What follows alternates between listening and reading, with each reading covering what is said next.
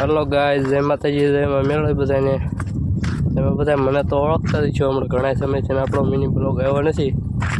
આજે આપણે પાસે આવી ગયા વાડીએ, એટલે પાણી વાળવા તળાવમાં ખાડો થોડો કરવાનો તો પાણી થોડુંક આગળ વહી ગયું ને, એટલે ખાડો બાડો કરીને કમ્પ્લીટ થઈ ગયા। હવે આપણે રખડવા આવી ગયા ઘઉંમાં આટો બાટો મારવા। ચાલો તે તમને ઘઉં બતાવું। અમારા ઘઉં અત્યારે દાણા ચડી ગયા છે, ચાલો તમને બધાને બતાવું। શકો છો અમારા ઘઉં જો આવા થઈ ગયા છે, દાણા બાણા કમ્પ્લીટ ચડી ગયા। જો આવી ડુંડિયું છે, આઈન પણ કટકામાં। હાલો તમને બધાને ઠેઠ છેઠા સુધી આટો મારીને બતાવું। મસ્તીના થઈ ગયા છે, ધોરિયા ઉપર વગર પાણીએ જો આવા થઈ ગયા છે।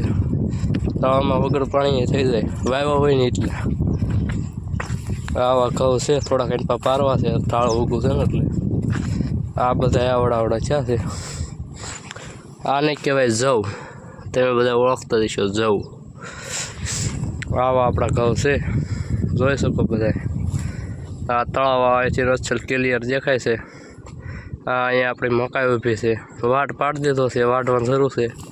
ગાઉ બાઉ વાડીએ લઈને આવ્યા છે ને, એટલે વાઢે છે, ઢોળને નીંદ નાખતા જાય। અમે કેટલા કટકામાં ઘઉં છે એમાં પાણી શરૂ છે। હવે કારણ કે સાડ રાખવું પડે, દાણા સડવાના હોય ને, પછી દાણા નાના રહી જાય। ચાલો હવે તમને બધાને બતાવું મકાઈ હરકી। આ જો અમારી મકાઈ થોડીક પીળી પડી ગઈ છે, અને આમ વાટકામ શરૂ છે ને ત્યાં લીલી છે। આમાં થોડુંક પાણીની તાણ પડી ગઈ હતી, કારણ કે તળાવમાં પાણી થોડુંક આગળ હોય ગયું ને, એટલે ખાડો કરવો પડે એમ તો ત્યાં મશીન ફેરવવું પડે, પણ આપણે મશીન ન ફેરવું, ખાડો કરી નાખ્યો। એટલે આપણે છે ને ખાડો બાડો કરીને કમ્પ્લીટ કરીને મશીન શરૂ કરી દીધું છે હવે, અને અહીંયા વાટકામ શરૂ છે આ હરખવા પાસે।